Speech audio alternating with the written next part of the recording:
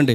భూమికి సంబంధించిన ప్రతి భూమి అంటే కాలువ కట్టిన కొండ ప్రాంతాల్లో నిరుపేదలు సెంటు భూమి అరసెంటు భూమిలో ఉన్నటువంటి పేదలు ఎవరైనా కానీ దాని మీద ఒక రాయి పడిందంటే ఇక అంతే సంగతి అతనికి. అంటే 2 సంవత్సరాలు పోనీ అమ్ముకోవాలా అమ్ముకోకూడదా? పిల్లల పెళ్ళిళ్ళకి అమ్ముకోవాలి, పిల్లల చదువులకు అమ్ముకోవాలి, ఆరోగ్యం బాగోకపోతే అమ్ముకోవాలి. అంటే 2 సంవత్సరాలు భారత రాజ్యాంగం ఇచ్చినటువంటి చట్టబద్ధమైన హక్కు ఆర్టికల్ 300A ఉంది.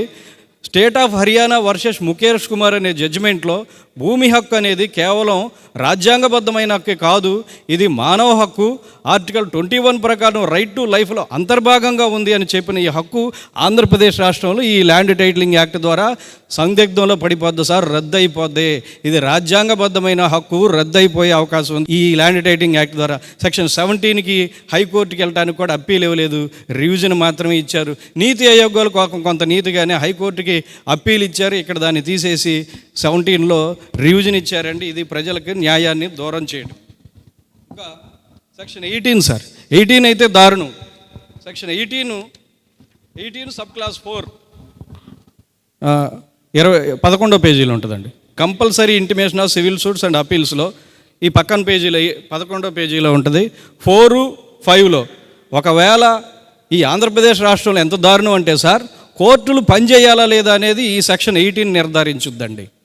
ఇప్పుడు దాకా భారతదేశంలో కాదు, బ్రిటిష్ వాళ్ళు కూడా పని చేయలేదు సార్. బ్రిటిష్ వాళ్ళు కూడా 1803కి చిన్న రెవెన్యూ ఫంక్షన్స్ ఏమైనా ఉంటే, కాదయ్యా మనం ఎవిడెన్స్ యాక్ట్ రాసుకున్నాము, సిపిసి 1908లో రాసుకున్నాం కాబట్టి రెవెన్యూ అథారిటీస్ మీరు ఆస్తులు ఒకవేళ పన్ను కట్టకపోతే జప్తు చేసే అధికారం కూడా మీకు లేదని కోర్టులు పెట్టారు బ్రిటిష్ వాళ్ళు కూడా. కానీ ఆంధ్రప్రదేశ్ గవర్నమెంట్ ఏం చేస్తుందంటే, రాజ్యాంగం కల్పించిన రాజ్యాంగం ద్వారా ఏర్పడిన కోర్టు అంటే మామూలు జూనియర్ సివిల్ కోర్టు కాదు సార్, సుప్రీంకోర్టు దాకా రాశారు. దాంట్లో సుప్రీంకోర్టు దాకా కూడా ఇతను ఒక సర్టిఫికేట్ ఇస్తాడు, అయ్యా నా సంబంధించిన పలానా కేసు కోర్టులో ఉందని. ఆ సర్టిఫికేట్ వెళ్ళి తీసుకొస్తేనే ఉన్నతమైన సుప్రీంకోర్టులో చీఫ్ జస్టిస్ గారు కూడా ఈ కేసు చేయాలి, లేకపోతే ఈ కేసు ఆటోమేటిక్గా స్టే అయిపోద్ది, ల్యాప్స్ అయిపోద్ది. లేదు తర్వాత ఏమైపోద్ది, ఒకవేళ ఈయన తీసుకెళ్ళలేదు, సర్టిఫికేట్ ఇవ్వలేదు అనుకోండి, ఏమైపోద్ది అంటే అది ఇక్కడ పనిచేయదు, ఇది అక్కడ అన్ఎగ్జిక్యూటబుల్ అని అన్ఎన్ఫోర్సబుల్ అని రాసేసారండి. దాంట్లో ఎంత దుర్మార్గంగా బ్రిటిష్ వాళ్ళు కూడా రాయలేదు అసలు. అది లాంగ్వేజ్ కూడా అదే sir, judgement or order will not be unenforceable, అది పనికిరాదు అని రాస్తారు సార్. ఇంకొకటి సార్, సెక్షన్ 25లో సార్, సెక్షన్ 25 ఒకసారి చూద్దాం సార్, ఇది ఇంకా తమాషాగా ఉంటుంది. పేజ్ నెంబర్ 14లో సెక్షన్ 25లో 25 కింద చెప్తారు సార్, ఇక్కడ సక్సెషన్ సర్టిఫికేట్ ఇవ్వడం గురించి చెప్తా. కింద para substantive dispute existing in receipt of succession decease, చచ్చిపోయినప్పుడు ఈ ఆస్తికి అన్న తమ్ముడా ఎవరు అని తేల్చాల్సి వస్తేనంట, that land titling officer shall not grant succession but refer the matter relevant civil court. అక్కడ చిన్న సక్సెషన్ అంటే ఫ్యామిలీ మెంబర్ సర్టిఫికేట్ లాంటి సార్, ఈజీగా అర్థం. అట్లాంటి దగ్గరే ఇవ్వటానికి అతనికి ఏమన్నా కన్ఫ్యూజ్ వస్తే ఇవ్వలేని పరిస్థితుల్లో కోర్టుకి వెళ్ళమని చెప్తాడు ఇక్కడ. కానీ దీనికంటే 1000 రెట్లు టైటిల్ ఈ భూమి ఎవరిదని మాత్రం ఇతనే తేల్చేస్తాడంట. ఫ్యామిలీ మెంబర్ సర్టిఫికేట్ ఏంటి ఎట్లాంటిది అనేది నేను తేల్చలేను బాబు, అట్లాంటి డౌట్ వస్తే కోర్టుకి వెళ్ళమని చెప్తాడు సక్సెషన్ సర్టిఫికేట్.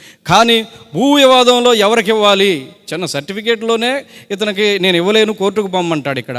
కానీ భూ వివాదం మాత్రం ఎవరికి తేల్చాలని ఇతనికి తేల్చేస్తానండి. ఇంకా ఈ ఆంధ్రప్రదేశ్ రాష్ట్రంలో సార్ రేపు నుంచి ఇల్లు ఉన్న వాళ్ళందరూ కూడా ఈ ల్యాండ్ టైటిలింగ్ ఆఫీసర్ దగ్గరికి సెక్షన్ 64 చెప్తారండి. సెక్షన్ 64 నాకు ఈ భూ ఉంది అని సెక్షన్ 7 ప్రకారం వెళ్ళి నోటిఫికేషన్ ఇచ్చిన తర్వాత వెళ్ళి పేపర్లో ఇస్తారండి. వెళ్ళి కనుక తెలియపరచకపోతే లేదా అతను ఇచ్చిన సమాచారం కనుక అతను తప్పు అని కనుక అనిపిస్తే వాళ్ళకి 6 నెలలు ఆటోమేటిక్గా జైలు, 50,000 రూపాయలు ఫైను. ఇంకోటి సార్, ఇప్పుడు దాకా ఇల్లు కొనుక్కోవాలంటే సెక్షన్ 50లో చెప్తారు, రిజిస్ట్రేషన్ శాఖ మీద వీళ్ళకి పూర్తి అధికారాలు ఇచ్చారండి. ఎనీ ట్రాన్సాక్షన్, సోముకృష్ణమూర్తి గారికి నా ఇల్లు కొనుక్కున్నారు సార్, నేను అమ్మానంటే ఇప్పుడు ఆయన చట్టబద్ధంగా సంపాదించిన దమ్ముతోటే డబ్బులు తీసుకొచ్చి నాకు ఇచ్చారు, వెళ్ళిపోయాను సార్. ఇప్పుడు జరుగుతుంది.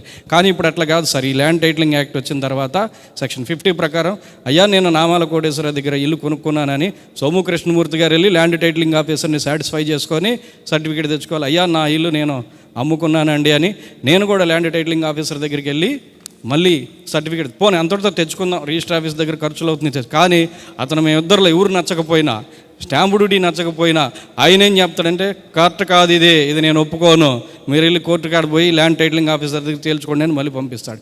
ఇక్కడి నుంచి ఆంధ్రప్రదేశ్ రాష్ట్రంలో ఏ పేదవాడు చిన్న భూమి, సెంటు భూమి తనఖా పెట్టుకోవాలన్నా, బ్యాంకులో పెట్టుకోవాలన్నా, అమ్ముకోవాలన్నా, దాన ధర్మ ఎక్కడ ఏం చేయాలన్నా ల్యాండ్ టైటిలింగ్ ఆఫీసర్ అనుమతి ఇస్తే తప్ప జరగదు.